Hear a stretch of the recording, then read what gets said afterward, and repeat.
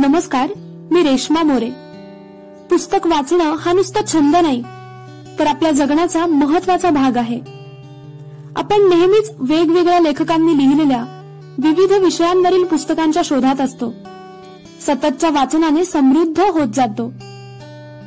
वाचनाची गोडी निर्माण करण्यासाठी साहित्य उत्सव प्रसारित करत आहे पुस्तकांविषयीची उत्सुकता वाढवणारं हे प्रसारण पुस्तक जत्रा, ज्यामध्ये पुस्तकांचं समीक्षण, परीक्षण आणि मूल्यमापन केलं जातं.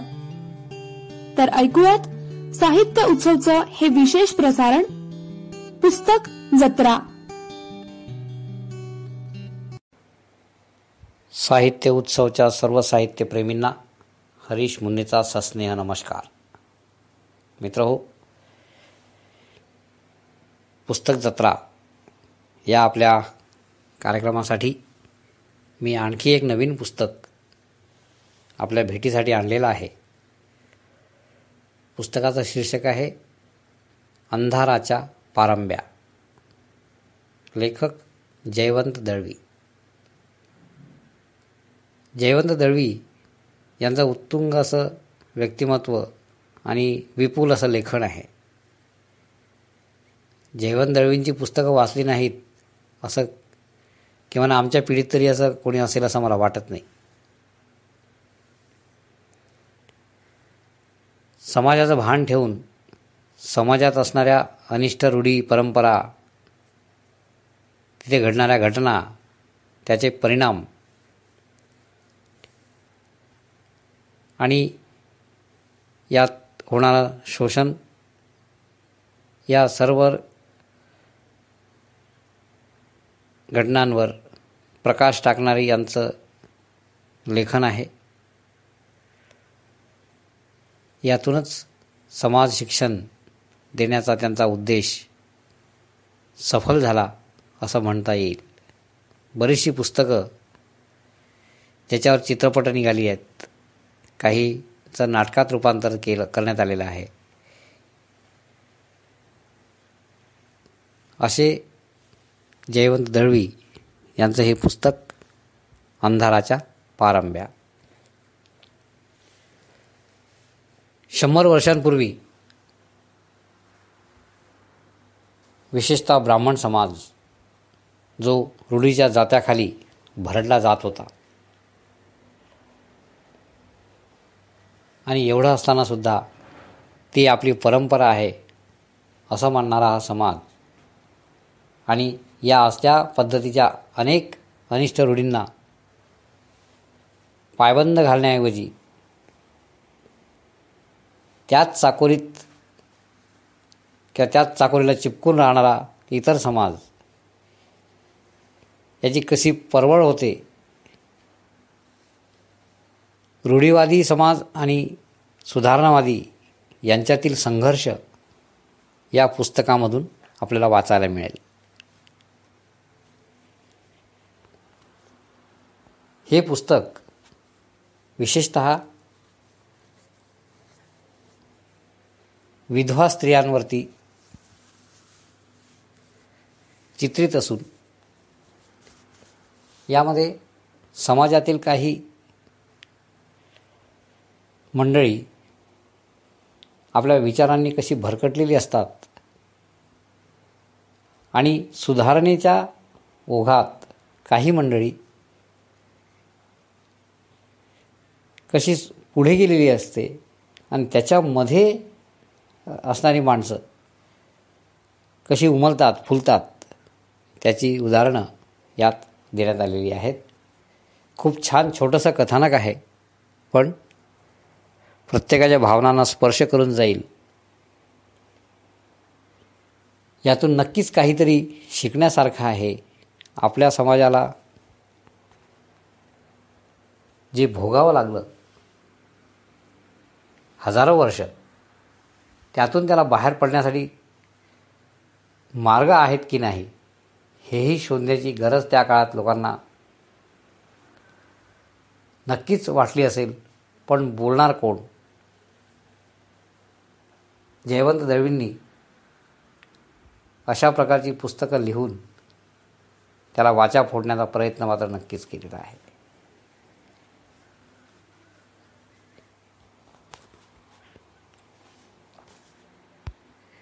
एक अशिक्षित स्त्री एका कारकुनासोबत लग्न होऊन येते.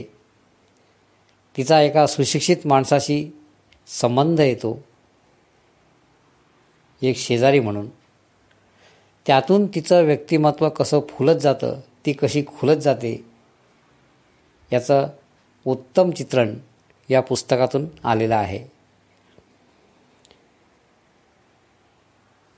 बालविधवा असणारी मावशीबाई ही साधारणतः 7-8 वर्षाची असताना तिचा पती, शाळेत जाणारा मुलगा, मृत्यू पावतो आणि त्याच काळात तिचं मुंडन केलं जातं आणि त्यानंतर तिला आजन्म विधवा म्हणून त्या घरात राहावं लागतं. असं हृदयविदारक चित्रण या पुस्तकातून आपण वाचू शकाल. अशातच जे एक सुशिक्षित घर आहे, या सुशिक्षित घरामध्ये आप्पा आणि त्यांची 3 मुलं, सगळे वकील, कोणी प्राध्यापक.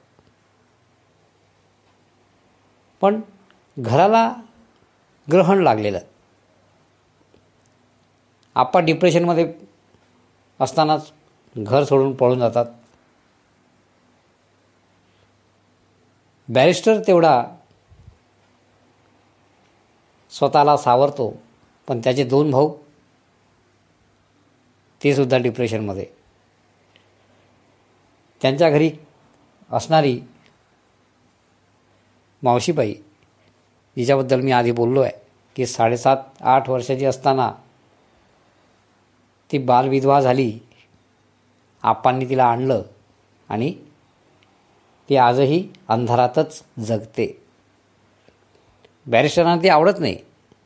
ती आवडत नाही यासाठी त्यांचं म्हणणं असतं की तिने केस वाढवावेत, तिने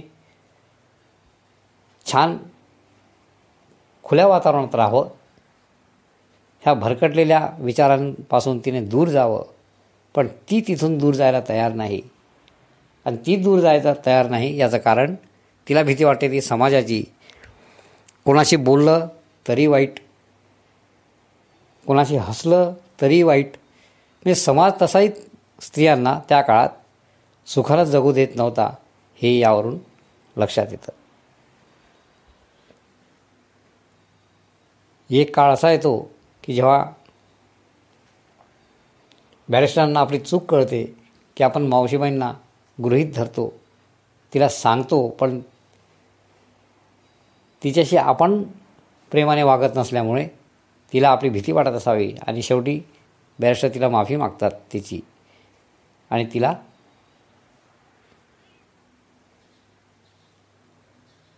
सांगतात की मावशी,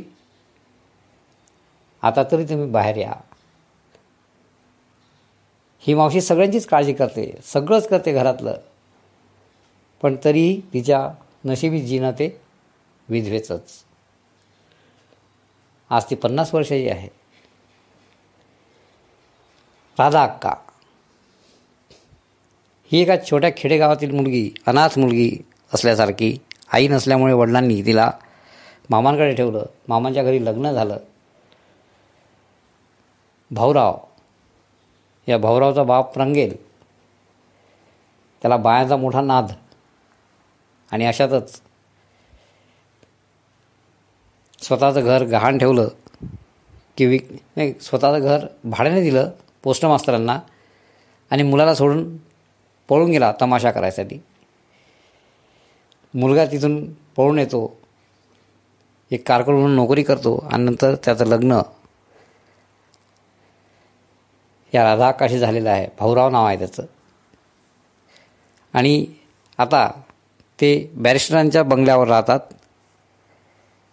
पण त्यांचे संबंध खूपच चांगले आणि अगदी एक दुसऱ्याला जिव्हाळ्याचे संबंध असे ते निर्माण झालेले आहेत आणि मैत्रीसुद्धा अति पवित्र आहे. आणि त्यामुळेच या पुस्तकाला जे मिळालेलं वळण आहे ते खूपच मजेदार आहे. बॅरिस्टरांचा भाऊ रावसाहेब एकदा अचानक डिप्रेशनमध्ये असतानाच रात्रीचा पळून जातो. भाऊराव आणि बॅरिस्टर त्यांचा खूप शोध घेतात, पण तो सापडत नाही.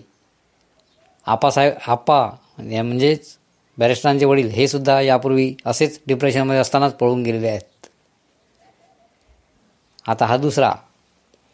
यातच भाऊरावांचा सामना पावसाशी होतो.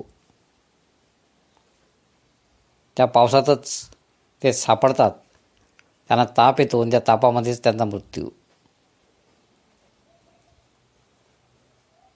बॅरिस्टरांचं घर ते तसं जिथे बहुतेक लोक डिप्रेशनमध्ये.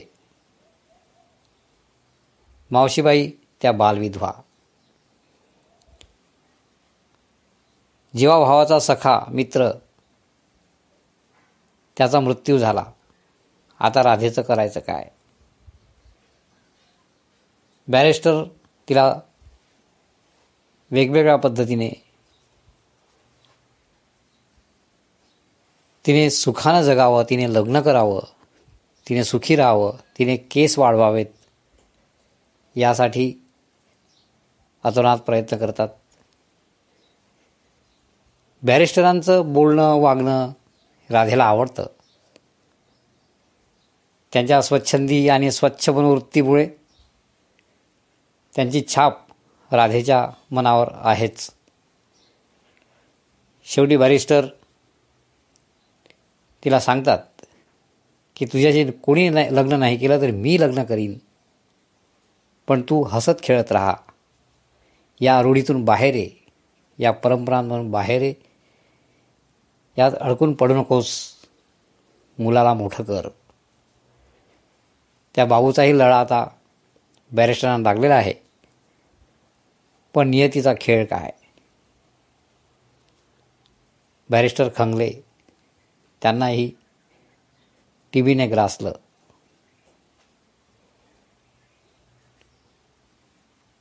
त्या बंगल्यावर फुललेला नंदनवन आता मात्र स्मशान शांततेकडे चाललेलं आहे. राधाच्या लक्षात येतं आता सगळं संपलं. ती पुन्हा स्वतःचं मुंडन करून घेते.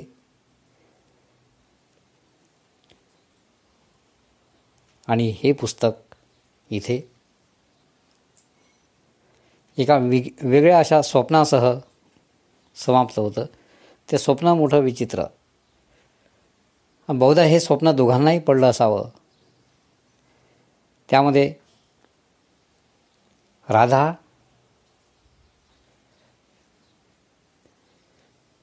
गर्भवती असते आणि तो गर्भ असतो तो बॅरिस्टरांचा. ती किंचाळते, पण नंतर लक्षात येतं की हे स्वप्न होतं आणि हे स्वप्न बहुधा दोघांनाही पडलं असावं. आणि इथे हे पुस्तक संपलेलं दाखवलं आहे. हे पुस्तक खरंच छान आहे. यातून समाज प्रबोधन केलेलं आहे. समाजाच्या रूढींवर मनमोकळेपणानं भाष्य करणारे बॅरिस्टर आणि त्या रूढींबद्दल किंवा त्या रूढींमध्ये राहून स्वतःला बदलू पाहणारी राधाक्का, दोघांमध्ये असणारी गाढ मैत्री आणि तीही पवित्र, या सर्व घटना वाचता आपल्याला असं वाटेल की वा, काय पुस्तक आहे, काय लेखन आहे. आणि खरंच आहे ते उत्तम लेखन आहे. कुटुंबाची एक उत्तम व्यवस्था कशी लयास जाऊ शकते त्याची कारणं तीही यात दिलेली आहेत. आपण सगळ्यांनी हे पुस्तक नक्की वाचावं. आपण खुश व्हाल. त्या काळातल्या दारुण परिस्थितीचा आपल्याला परिचय झाल्याशिवाय राहणार नाही आणि आपल्या भावनांना स्पर्श केल्याशिवाय राहणार नाही असं हे पुस्तक आहे. धन्यवाद. दर्जेदार साहित्याचा आणि कलाकृतींचा आस्वाद घेण्यासाठी जॉईन करा साहित्य उत्सव व्हॉट्सॲप किंवा टेलिग्राम ग्रुप. जॉईन करण्यासाठी संपर्क करा 98 81 60 20 25 या क्रमांकावर. संपर्क क्रमांक पुन्हा एकदा 9881 60 2025. साहित्य उत्सव हे यूट्यूब चॅनल आजच सबस्क्राईब करा. साहित्य उत्सवच्या फेसबुक पेजला जरूर भेट द्या, कारण ज्ञान आणि मनोरंजन यांचं अतूट नातं म्हणजे साहित्य उत्सव.